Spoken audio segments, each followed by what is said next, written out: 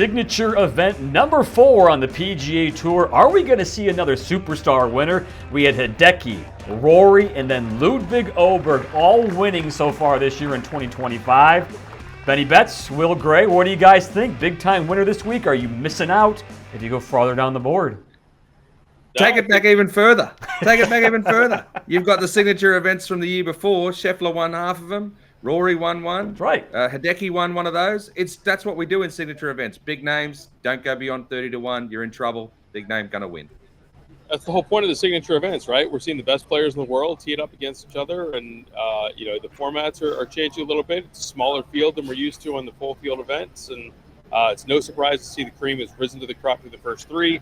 I'm with Ben. I would not stray too far into the long shots this week if you're looking to find the outright winner at Arnie's place. It's tough with these injuries when a player comes back. Benny, what do you think about Xander Schauffele and his potential, not only this week, but next week for the players and moving forward, how quickly he can get back on track?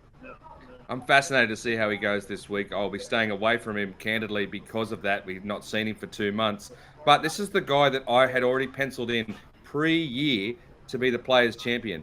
Now, obviously, that's something I have to really, really struggle with because he hasn't played. We're going to see what he does this week. We're going to see if we get decent odds at TPC Sawgrass. If so, then he'll be back on my radar. But having not seen him, I know we saw TGL last night, a little bit of a hit and giggle for him. Got it out of the system. But stay off him at the moment until we can see exactly how that rib is. All right, now hold on here. Are we concerned? I'm thinking of the Benny Betts secret sauce here of last year when you had Xander for the PGA and you got off him at the last minute.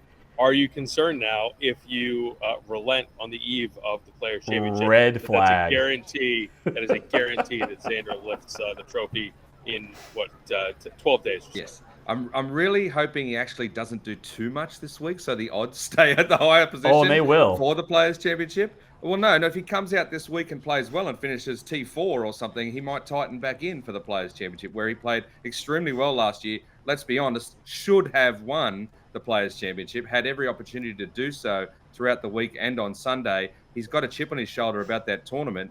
It's just whether or not he's got enough competitive reps in him to bring his best there next week. So with that being said, he is my must-watch this week. Whether you back him or not, he is the must-watch.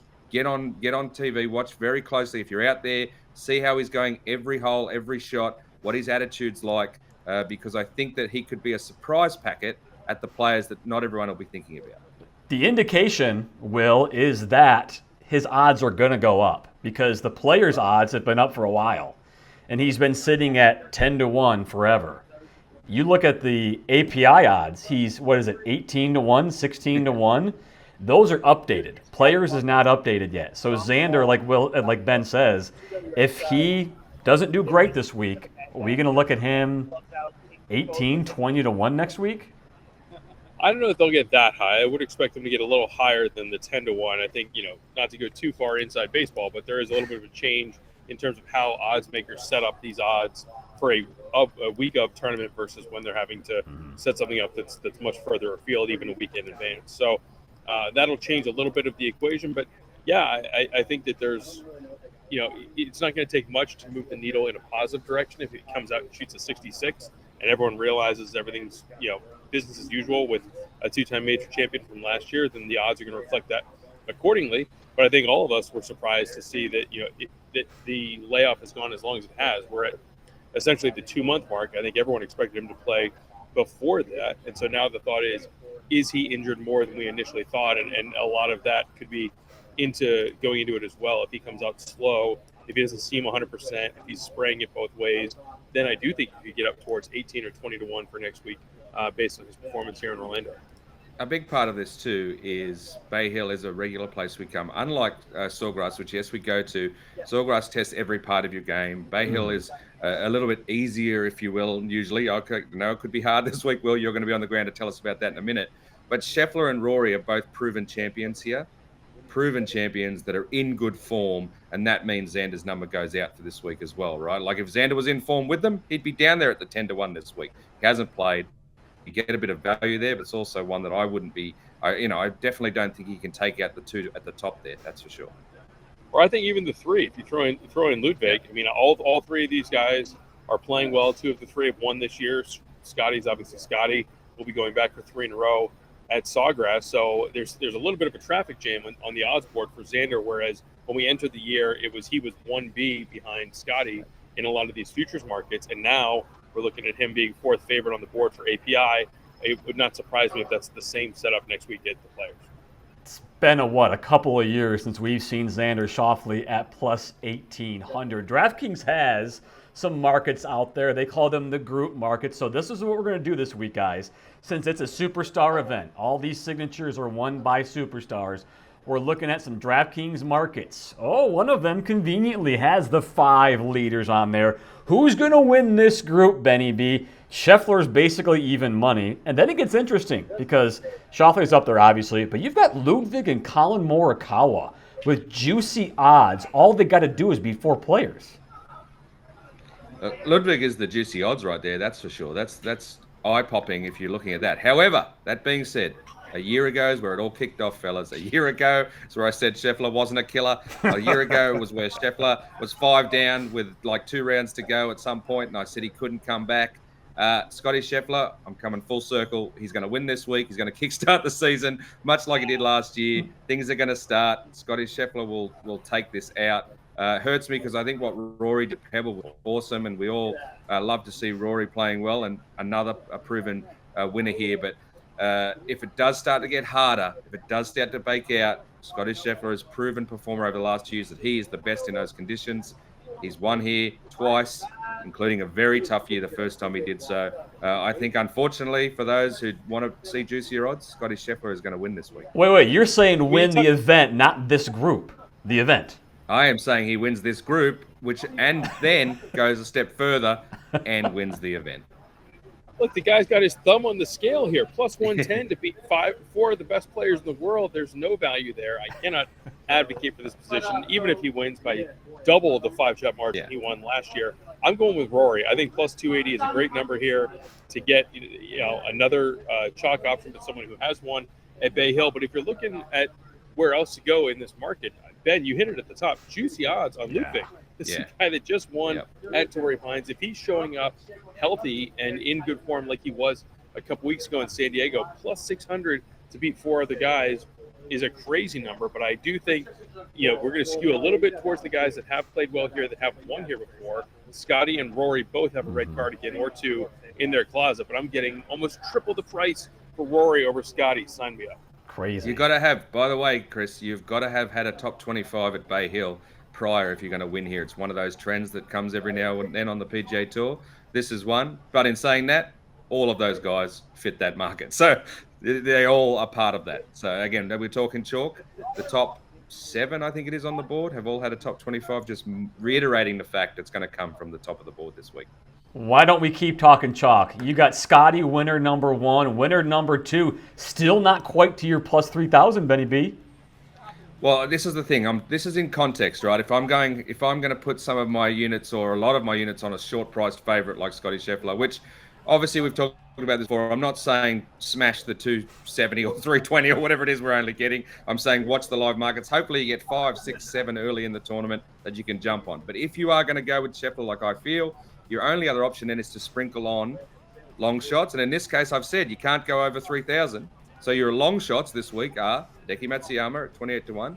He is a guy that has proven that he's played decent there before. He's coming off a win already this season. You mentioned at the Century. He just seems to be injury-free and carefree at the moment, enjoying his golf again, which is a big part of what he does. And look, you're getting the value of the chalk here. There's one other guy I'm not going to mention who I also think, because I know that Will likes him. It's another player that you'll come to in a second. But he is someone at the same odds that has been knocking on the door for a win for years now, and we've been talking him up.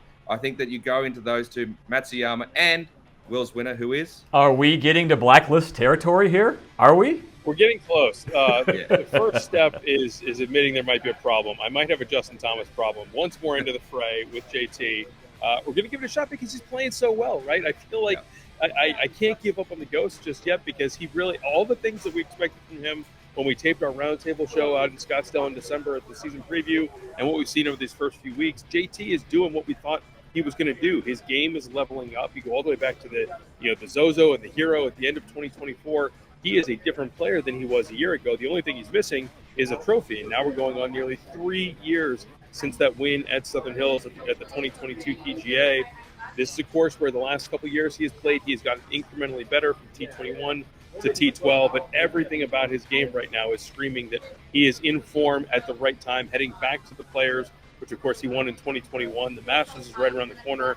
This is the part of the season where guys really want to peak, and I think that JT is in great position to do so. And again, if you're looking at the if not Scotty, then who market, because if Scotty's sitting there at as Ben said, around plus 300, plus 2,800 is a monster number for someone like Justin Thomas, who ordinarily, if he takes Scotty Scheffler out of this field, all of a sudden he's going to drop down to probably plus 1,800 or plus 2,000. So I really like JT. I will say we don't have to talk all chalk. One, I'm going to just sprinkle a little bit of sauce here that I would say Keegan Bradley, plus 5,500, a guy who has had a runner-up finish at this event before.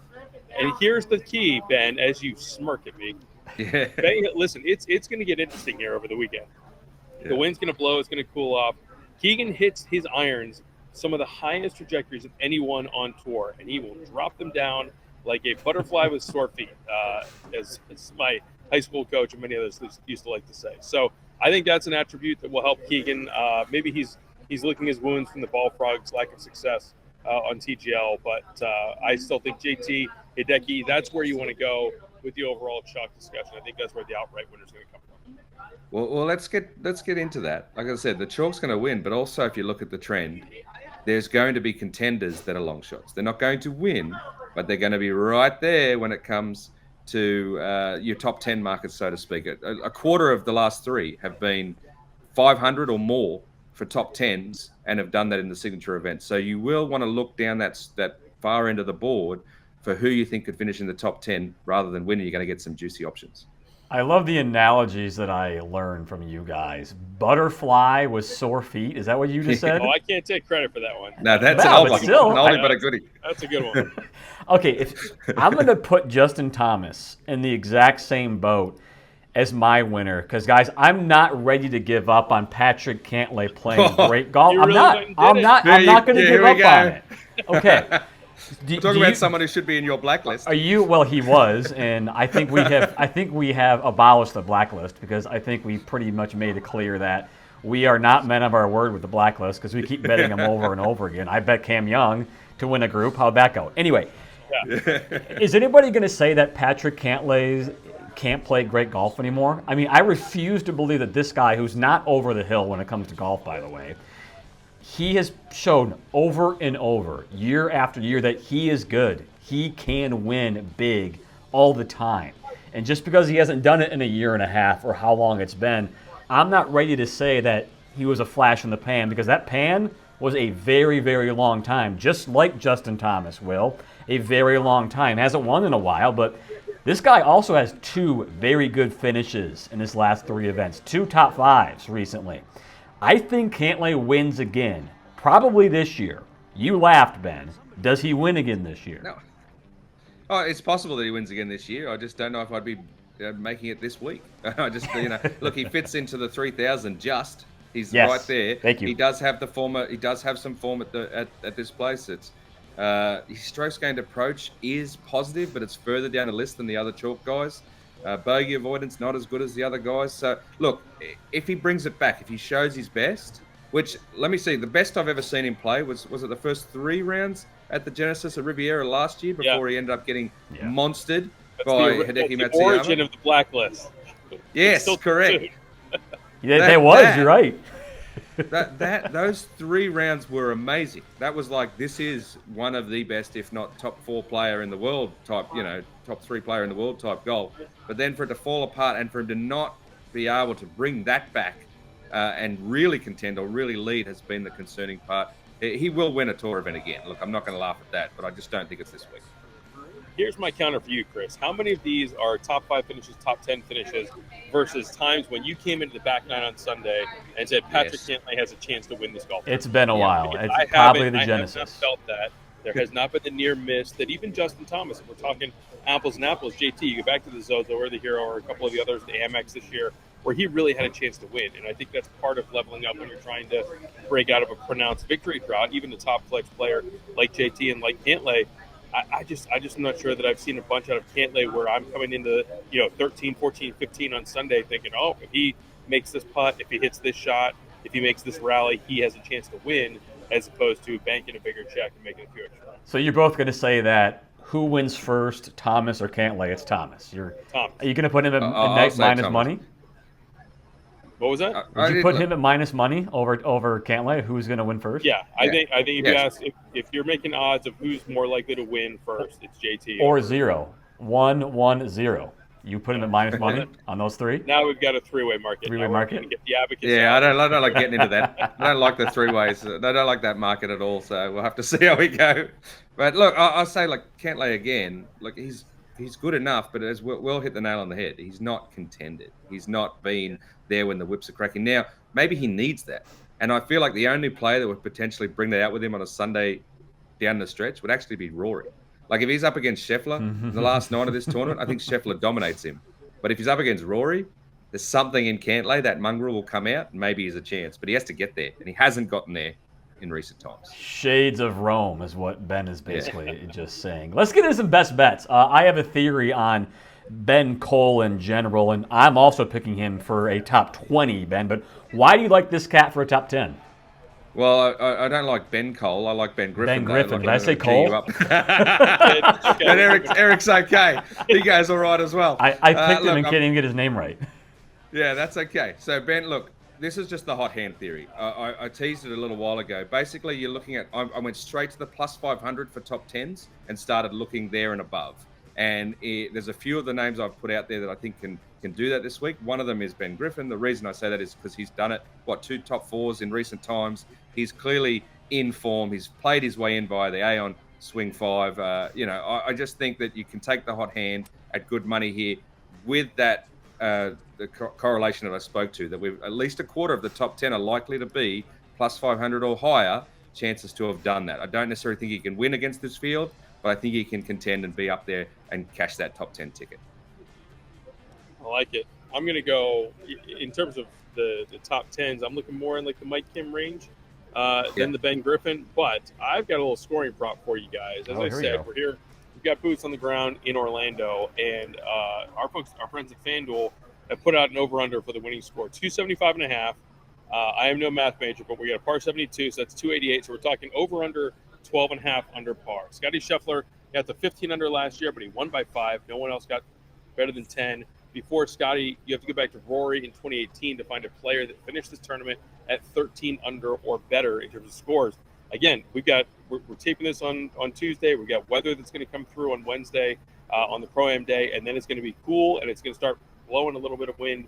It's going to firm up around here in the Orlando area. Again, cool relative to Florida, but enough to change the way that this golf course plays, where by the time we get to the weekend, it is going to be firm. It's going to be relatively fast. Certainly, I think more so than what we saw last week at the Cognizant down at PGA National. So I think we're looking at a winning score much closer to that 9-10 under par range. So I would gladly lay minus 120, take the over on 275.5, and I'm banking that the winning score will be 12 under or less in terms of your under par red figures.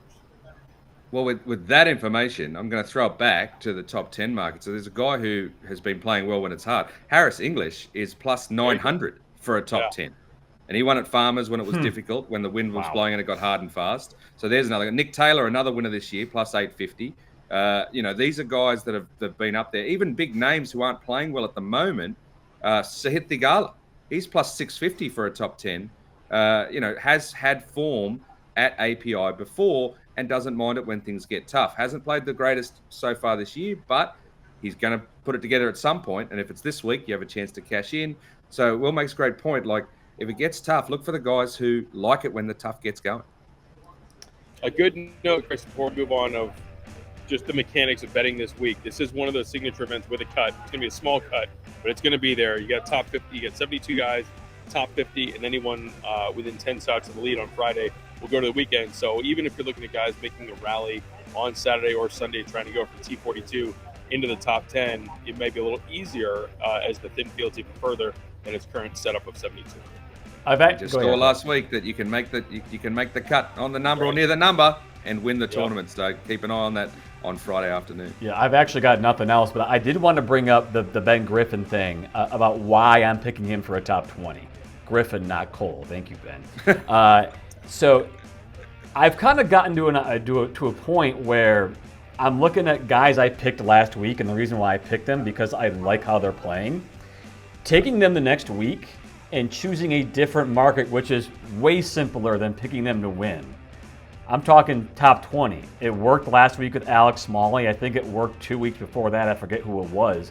What do you guys think about that? Do you think that's dumb luck? Do you think there's something to that where you know a guy's playing well, you think he's going to stay relevant for a few weeks, so pick him for a different market just because he didn't win last week? Well, I'll tell you this. Last week I had Daniel Berger, and I thought he could win all the way through until he just faded over the weekend and sort of was there or thereabouts, I think, T12 in the end. I will be adding Berger to my fantasy team, even if it's on the bench. I'll be having a discussion on Berger as a top 10, top 20 option this week. I think that he's still playing well, and if you are playing well, you're likely to continue. Until they show you that they're not playing well, there is some value in continuing trends and trying to cash in that way. I think, Chris, there's a question that you have to ask yourself as a handicapper of, is this week's course asking the same questions and demanding the same answers as last week, right? Sometimes as we're switching from the West Coast to the East Coast, the Florida swing, the guys you're going to take at Torrey might not necessarily be the guys that you're going to take in Mexico or down at PGA National. But I think this 3-week stretch from PGA National to Bay Hill up to TPC Sawgrass, they're asking a lot of the same questions. Can you deal with Bermuda greens? Do you know how to putt them? Do you know how to hit chips into the green? Or you could deal with firmer conditions around those putting surfaces? Can you hit out a thick rough? And so I do think there's a little bit more correlation in this stretch of golf courses in the Florida swing than maybe we would if we're bouncing around the map, playing sporadically in different venues, different types of courses, different grass types, as we do later this season. Always do your homework, and maybe next week, guys, we'll set our own line, a 3-way market. Cantlay, Justin Thomas, 0 wins. You're crazy, Chris. You're crazy.